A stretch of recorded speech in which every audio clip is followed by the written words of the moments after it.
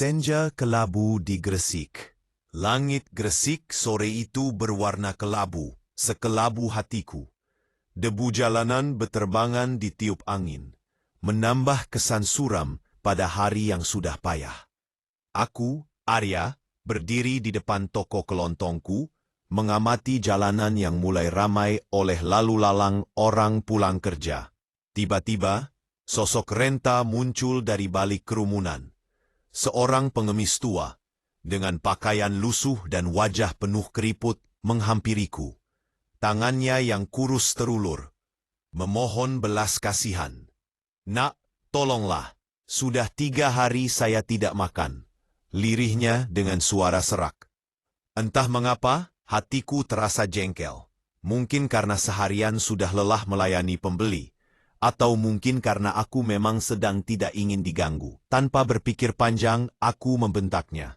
"Pergi, jangan mengganggu di sini, cari tempat lain." Pengemis itu terkejut, wajahnya yang keriput semakin berkerut karena sedih. Tanpa berkata apa-apa, ia berbalik dan berjalan menjauh dengan langkah gontai. Aku menghela napas, merasa sedikit bersalah, tapi segera menepis perasaan itu. Sudahlah, paling juga cuma cari kesempatan, gumamku dalam hati. Malam itu aku tidak bisa tidur nyenyak. Bayangan pengemis tua itu terus menghantuiku. Aku mencoba meyakinkan diri bahwa aku tidak salah, bahwa aku hanya menjaga ketertiban toko. Tapi tetap saja ada sesuatu yang mengganjal di hatiku. Mimpi yang mengusik. Dalam tidurku, aku bermimpi. Aku melihat seorang wanita muda, cantik dan penuh kasih sayang, menggendongku di sebuah desa yang asri. Wanita itu tersenyum padaku, lalu berkata, "Arya, nak, ibu sayang sekali padamu." Tiba-tiba suasana berubah, desa itu terbakar, dan wanita itu berlari sambil menggandeng tanganku, berusaha menyelamatkan diri dari kobaran api. Namun di tengah kekacauan, kami terpisah. Aku menangis memanggilnya, tapi suaraku tenggelam dalam deru api. Aku terbangun dengan napas terengah-engah. Keringat membasahi seluruh tubuhku. Mimpi itu terasa begitu nyata, begitu menyakitkan. Aku mencoba mengingat-ingat wajah wanita dalam mimpi itu, tapi yang ada hanya bayangan samar. Sejak malam itu aku jadi sering melamun. Aku teringat masa kecilku, saat aku ditemukan di depan panti asuhan di Surabaya. Aku tidak tahu siapa orang tuaku, dari mana asalku. Yang aku tahu, aku selalu merasa ada sesuatu yang hilang dalam hidupku. Petunjuk dari masa lalu. Suatu siang, seorang wanita tua datang ke toko kelontongku. Ia adalah Bu Aminah, pengurus panti asuhan tempat aku dulu dibesarkan. Bu Aminah sudah lama tidak datang, dan kedatangannya kali ini membuatku bertanya-tanya. "Arya, ibu punya sesuatu untukmu," kata Bu Aminah sambil mengeluarkan sebuah kotak kecil dari tasnya. Kotak itu berisi beberapa barang peninggalan yang ditemukan bersama diriku saat aku masih bayi. Ada sehelai kain batik usang, sebuah liontin berbentuk hati, dan selembar foto yang sudah buram. Aku meneliti foto itu dengan saksama. Di dalamnya, terlihat seorang wanita muda berpose dengan seorang bayi. Wajah wanita itu tidak begitu jelas, tapi ada sesuatu yang membuatku merasa familiar. "Siapa wanita ini, Bu?" tanyaku dengan nada bergetar. Bu Aminah menggeleng. "Ibu juga tidak tahu, nak, tapi mungkin dia adalah ibumu." Jantungku berdegup kencang. Aku merasa seperti mendapatkan petunjuk tentang masa laluku. Aku memutuskan untuk mencari tahu siapa wanita dalam foto itu. Pencarian yang penuh harapan. Aku mulai mencari informasi tentang wanita dalam foto itu. Aku bertanya kepada semua orang yang kukenal, menunjukkan foto itu kepada mereka. Namun tidak ada yang mengenalinya. Aku tidak menyerah. Aku pergi ke Surabaya, mengunjungi panti asuhan tempat aku dulu dibesarkan. Aku berharap ada catatan atau informasi lain tentang diriku dan orang tuaku. Di panti asuhan, aku bertemu dengan seorang perawat senior yang sudah lama bekerja di sana. Ia ingat betul saat aku ditemukan di depan panti asuhan. Bayi itu, dia mengenakan kain batik yang sama dengan yang ada di kotak itu. Kata perawat itu sambil menunjuk kain batik yang kubawa. Dan yang paling saya ingat, bayi itu memiliki liontin berbentuk hati yang sangat indah. Perawat itu juga bercerita bahwa ada seorang wanita yang sering datang ke panti asuhan, mencari bayi yang hilang. Wanita itu sangat sedih dan putus asa. Namun, setelah beberapa waktu, ia tidak pernah datang lagi. Aku merasa semakin dekat dengan kebenaran. Aku yakin, wanita itu adalah ibuku. Aku harus menemukannya. Pertemuan yang tak terduga. Suatu sore, saat aku sedang melamun di depan toko kelontongku, aku melihat seorang pengemis tua berjalan menghampiriku. Pengemis itu adalah wanita yang dulu pernah kubentak. Kali ini, aku tidak membentaknya. Aku justru merasa iba dan kasihan. Aku menghampirinya dan memberikan sedikit uang. "Maafkan saya, Bu. Waktu itu saya sedang tidak enak hati," kataku dengan tulus. Pengemis itu tersenyum. "Tidak apa-apa, Nak. Ibu mengerti."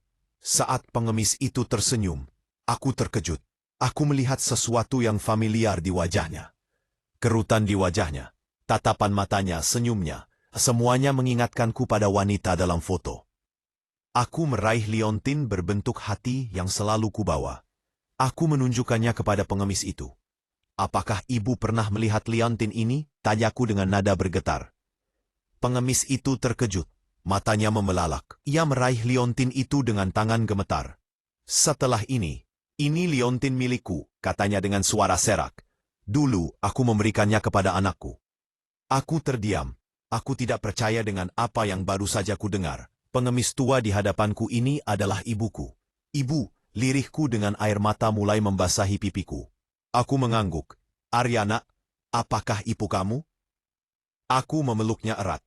Air mata kami bercampur menjadi satu. Setelah puluhan tahun berpisah, akhirnya aku bertemu kembali dengan ibuku. Kisah yang penuh haru. Ibuku bercerita bahwa ia terpisah dariku saat terjadi kebakaran di desa kami. Ia berusaha menyelamatkanku, tapi kami terpisah di tengah kekacauan. Ia mencari-cariku kemana-mana, tapi tidak pernah berhasil menemukanku. Karena putus asa, ia pergi ke Surabaya dan menitipkanku di depan panti asuhan, berharap aku akan mendapatkan kehidupan yang lebih baik. Ia selalu mengawasiku dari jauh, tapi tidak berani mendekat karena merasa malu dan bersalah. Setelah mendengar cerita ibuku, aku merasa sangat terharu. Aku memaafkannya dan berjanji akan menjaganya sampai akhir hayatku. Sejak saat itu, ibuku tinggal bersamaku. Aku merawatnya dengan penuh kasih sayang. Aku tidak peduli dengan masa lalunya sebagai pengemis. Bagiku, ia adalah ibuku, wanita yang paling kucintai di dunia ini. Toko kelontongku menjadi saksi bisu pertemuan kami yang penuh haru. Setiap hari, aku bisa melihat senyum bahagia di wajah ibuku. Aku merasa hidupku akhirnya lengkap dan bermakna. Senja kelabu di Gresik tidak lagi terasa kelabu. Kini, senja selalu berwarna jingga, sehangat cinta seorang ibu kepada anaknya. Babak baru kehidupan. Setelah ibuku, yang ternyata bernama Mirna, tinggal bersamaku, hidupku berubah drastis. Toko kelontong yang dulu terasa sepi dan membosankan, kini dipenuhi tawa dan kehangatan. Mirna membantu menjaga toko, menyusun barang, dan melayani pembeli dengan ramah. Kehadirannya membawa berkah tersendiri.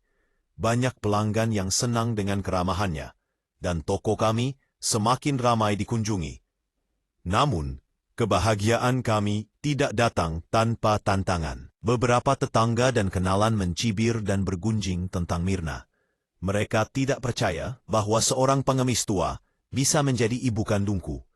Ada yang menuduhku memanfaatkan Mirna untuk mencari sensasi. Ada pula yang meragukan kewarasanku. Aku tidak peduli dengan omongan mereka. Bagiku, yang terpenting adalah kebahagiaan Mirna dan diriku sendiri.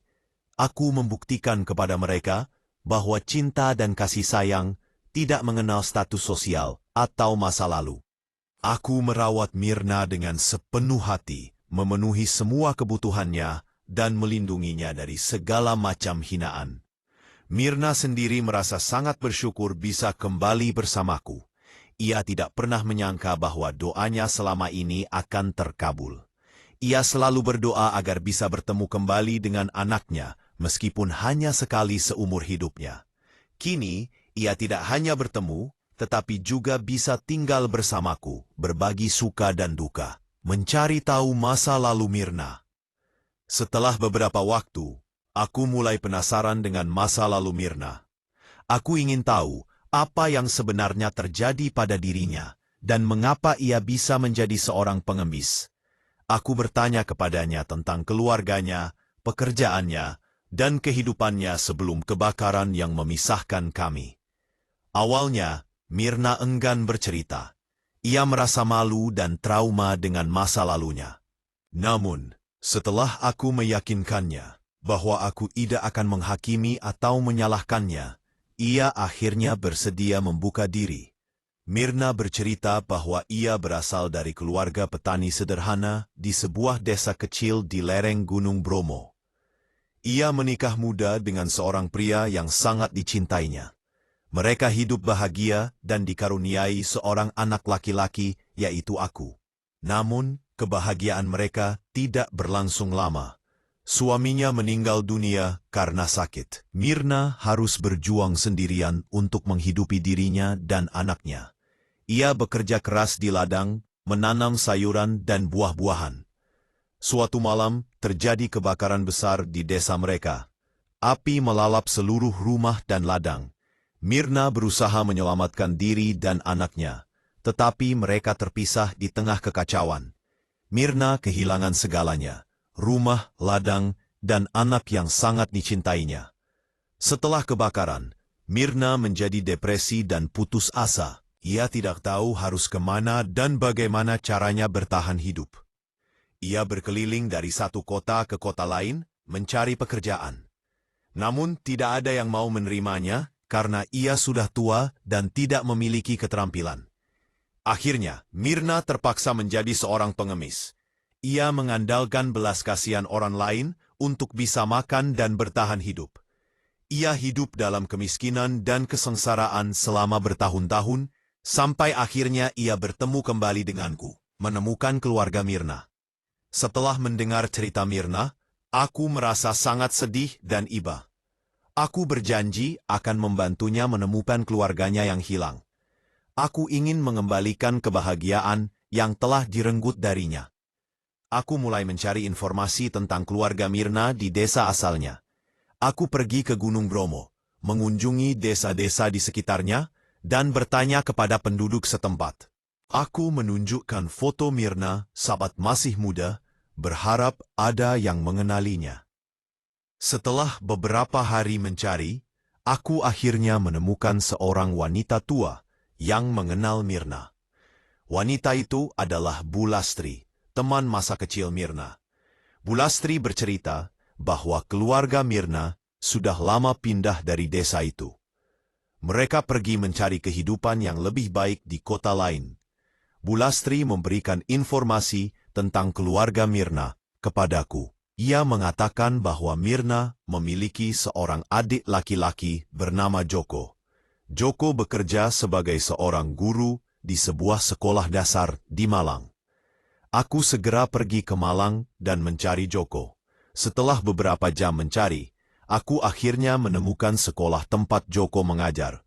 Aku bertemu dengan Joko dan menceritakan semuanya kepadanya.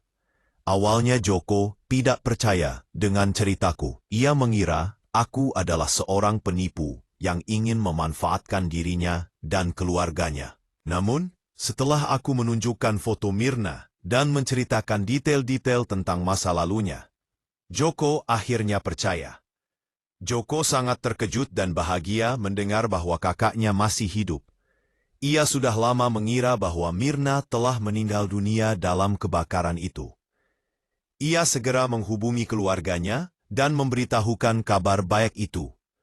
Reuni yang mengharukan. Keesokan harinya, Joko dan keluarganya datang ke Gresik untuk bertemu dengan Mirna. Pertemuan mereka sangat mengharukan. Mirna dan Joko saling berpelukan dan menangis.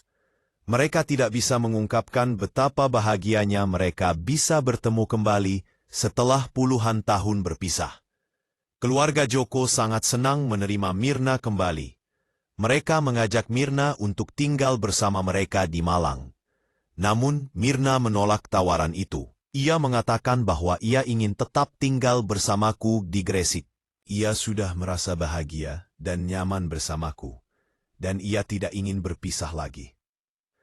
Keluarga Joko memahami keputusan Mirna. Mereka berjanji akan sering mengunjungi Mirna di Gresik. Mereka juga berjanji akan membantu kami dalam segala hal yang kami butuhkan. Sejak saat itu, Mirna tidak lagi merasa kesepian dan terasingkan. Ia memiliki keluarga yang mencintainya dan mendukungnya. Ia merasa hidupnya akhirnya lengkap dan bermakna. Membangun kembali kehidupan. Setelah bertemu kembali dengan keluarganya, Mirna semakin bersemangat untuk membangun kembali kehidupannya. Ia ingin melakukan sesuatu yang bermanfaat bagi dirinya dan orang lain. Aku mendukung keinginan Mirna. Aku memberikan modal kepadanya untuk membuka sebuah warung kecil di depan toko kelontongku. Mirna menjual makanan dan minuman ringan, serta berbagai macam jajanan tradisional. Warung Mirna sangat ramai dikunjungi oleh pelanggan. Mirna pandai memasak dan membuat jajanan yang enak. Ia juga ramah dan murah senyum kepada semua orang. Warung Mirna menjadi tempat berkumpulnya warga sekitar. Selain membuka warung, Mirna juga aktif dalam kegiatan sosial di lingkungan tempat tinggal kami. Ia membantu membersihkan lingkungan, mengikuti pengajian, dan memberikan sumbangan kepada orang-orang yang membutuhkan.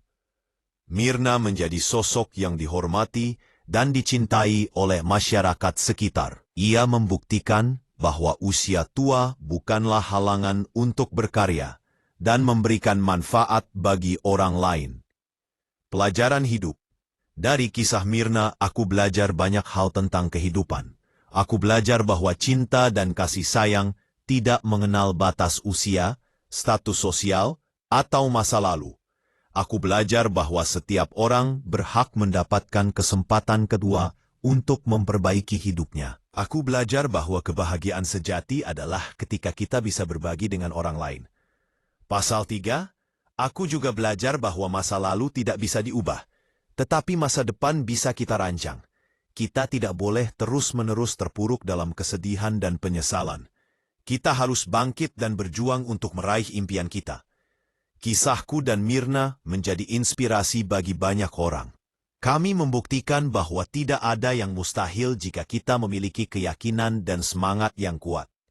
Kami juga membuktikan bahwa cinta seorang ibu kepada anaknya adalah cinta yang abadi dan tak terhingga. Akhir yang bahagia. Kini, aku dan Mirna hidup bahagia dan sejahtera di Gresik. Kami memiliki toko kelontong yang ramai, warung yang sukses, dan keluarga yang mencintai kami. Kami dikelilingi oleh teman-teman dan tetangga yang baik. Kami tidak pernah melupakan masa lalu kami yang pahit.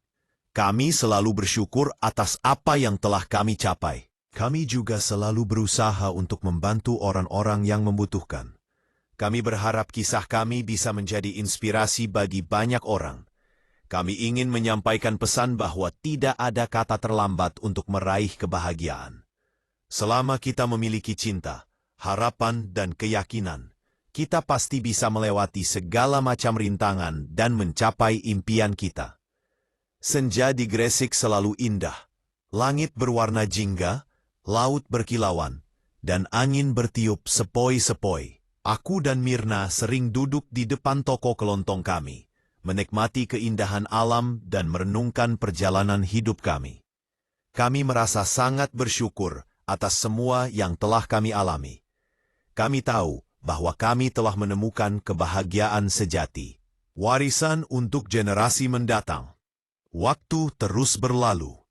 Toko kelontong dan warung kecil Mirna semakin berkembang. Aku, Arya, mulai memikirkan tentang masa depan. Aku ingin memastikan bahwa usaha yang telah kami bangun dengan susah payah ini akan terus berlanjut, bahkan setelah kami tiada. Aku juga ingin memberikan warisan yang berharga bagi generasi mendatang. Suatu hari, aku berdiskusi dengan Mirna tentang hal ini. Aku menceritakan rencanaku untuk mengembangkan usaha kami dan memberikan sebagian keuntungan kepada anak-anak yatim dan kaum duafa di sekitar Gresik. Mirna sangat senang dengan rencanaku. Ia selalu berpesan agar aku tidak melupakan orang-orang yang kurang beruntung. Ia mengatakan bahwa rezeki yang kami dapatkan ini adalah titipan dari Tuhan, dan kami wajib untuk berbagi dengan sesama. Aku mulai mencari cara untuk mewujudkan rencanaku. Aku mengikuti berbagai pelatihan dan seminar tentang manajemen bisnis dan filantropi. Aku juga berkonsultasi dengan para ahli di bidangnya. Setelah beberapa waktu, aku mendapatkan ide untuk mendirikan sebuah yayasan sosial. Yayasan ini akan mengelola dana yang kami sumbangkan dan menyalurkannya kepada anak-anak yatim, kaum duafa, dan orang-orang yang membutuhkan. Aku menceritakan ideku ini kepada Mirna dan keluarga Joko. Mereka sangat mendukung dan bersedia membantu mewujudkannya.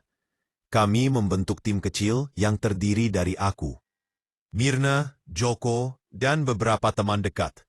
Kami bekerja keras untuk mempersiapkan segala sesuatu yang dibutuhkan untuk mendirikan yayasan. Mendirikan Yayasan Cahaya Kasih Mirna.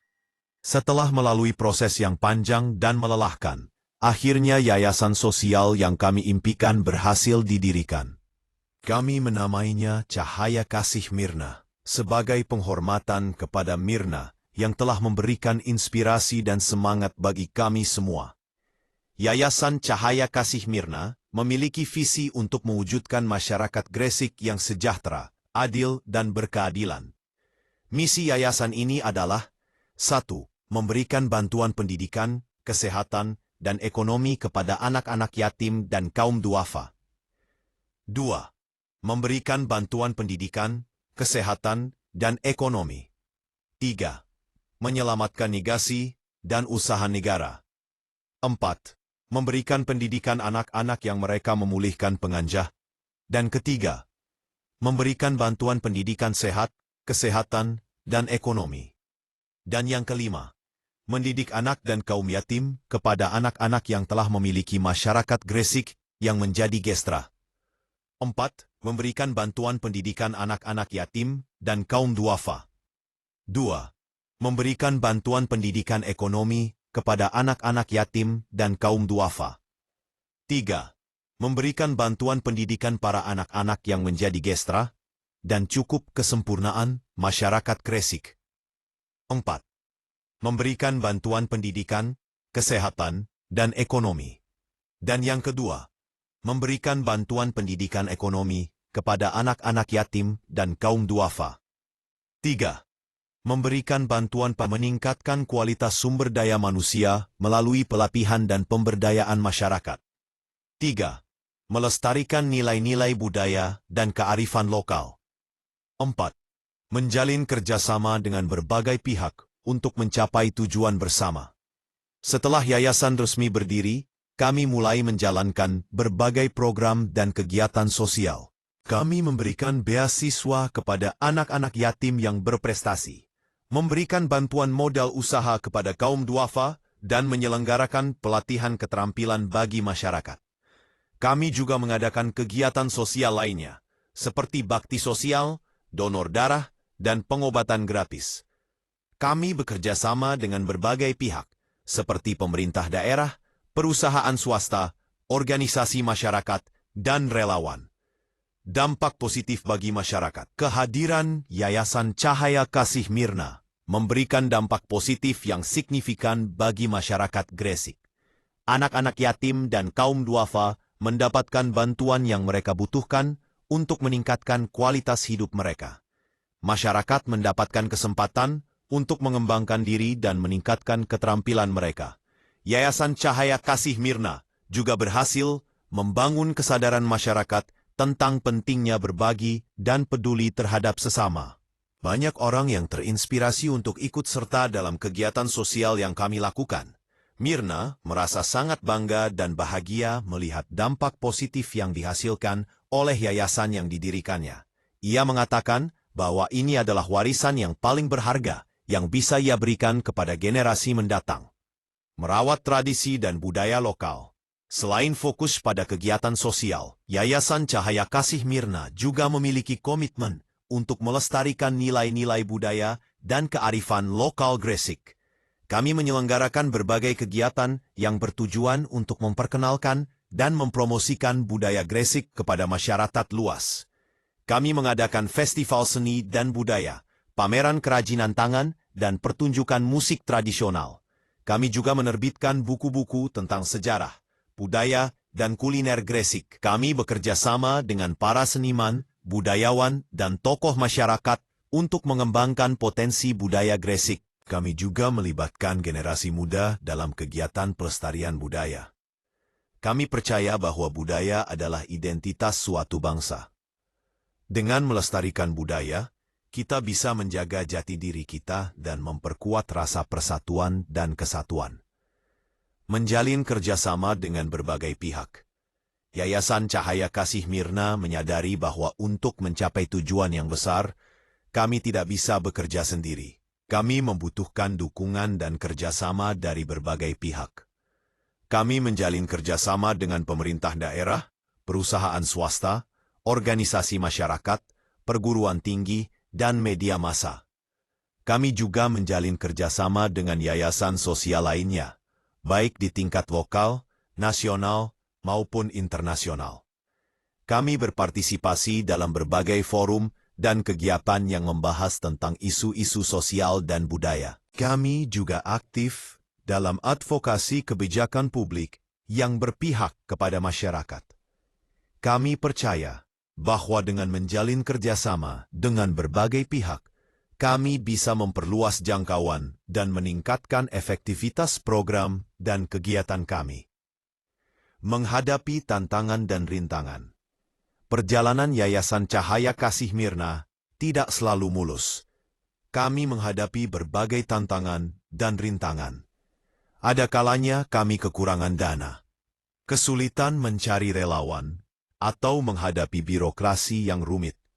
Namun, kami tidak pernah menyerah. Kami selalu berusaha untuk mencari solusi dan mengatasi setiap masalah yang kami hadapi. Kami belajar dari pengalaman dan terus berinovasi untuk meningkatkan kinerja yayasan. Kami juga selalu menjaga komunikasi dan koordinasi yang baik dengan semua pihak yang terlibat. Kami saling mendukung dan menguatkan satu sama lain. Kami percaya bahwa dengan semangat kebersamaan dan kerja keras, kami bisa melewati segala macam tantangan dan rintangan. Masa depan yang cerah. Aku, Arya, merasa optimis tentang masa depan Yayasan Cahaya Kasih Mirna.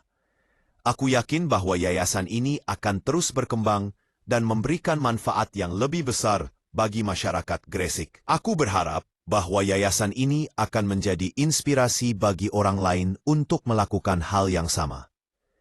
Aku ingin melihat semakin banyak orang yang peduli terhadap sesama dan berkontribusi untuk membangun masyarakat yang lebih baik. Aku juga berharap bahwa yayasan ini akan terus melestarikan nilai-nilai budaya dan kearifan lokal Gresik. Aku ingin melihat budaya Gresik semakin dikenal dan dihargai oleh masyarakat luas. Aku berjanji akan terus mengabdikan diri untuk yayasan ini akhir hayatku. Aku ingin memastikan bahwa warisan yang telah kami bangun ini akan terus berlanjut dan memberikan manfaat bagi generasi mendatang. Senja di Gresik selalu indah. Langit berwarna jingga, laut berkilauan, dan angin bertiup sepoi-sepoi. Aku dan Mirna sering duduk di depan toko kelontong kami, menikmati keindahan alam dan merenungkan perjalanan hidup kami. Kami merasa sangat bersyukur atas semua yang telah kami alami. Kami tahu bahwa kami telah menemukan kebahagiaan sejati, dan kami ingin berbagi kebahagiaan itu dengan semua orang.